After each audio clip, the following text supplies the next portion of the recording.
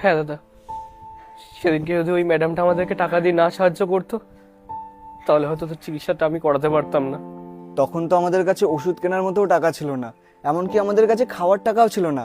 তখন তো ওই ম্যাডামটাই আমাদের সাহায্য করেছিল, আর আজ আমরা তার সাথে বিশ্বাসঘাতকতা করব? এই কাজের জন্য ভগবান কোনোদিনও আমাদের ক্ষমা করবেন না। 3 বছর ধরে আমরা এখনো ওনার টাকা শোধ করতে পারিনি, আর আজও যদি আমরা ওনার টাকা নিয়ে পালিয়ে যাই, এটা একদমই ঠিক হবে না। হ্যাঁ দাদা, তুই কথাটা একদম ঠিক বলেছিস।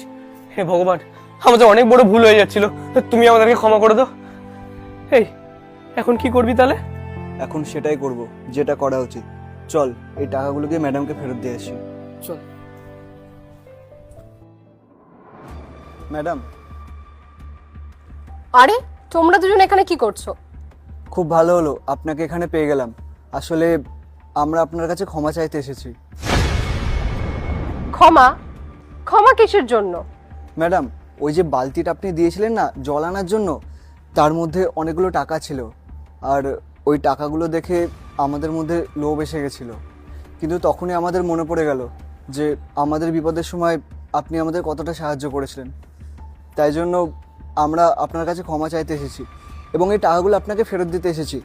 ম্যাম, এই যে আপনার টাকাগুলো। এক মিনিট, তোমাদের হয়তো কোথাও ভুল হচ্ছে। আমি শুধুমাত্র তোমার কাছে জল আনতে গেছিলাম, আর এই টাকাগুলো আমার না। আরে ম্যাডাম, আপনি মিথ্যে কথা কেন বলছেন? আপনি যখন জল নিতে এসেছিলেন তখন তো এই টাকাগুলো আপনার বালতির মধ্যেই ছিল।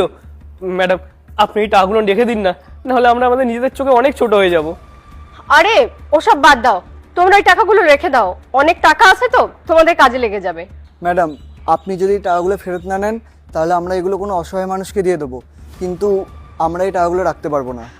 এক মিনিট, এই টাকাগুলো কাউকে দেওয়ার দরকার নেই।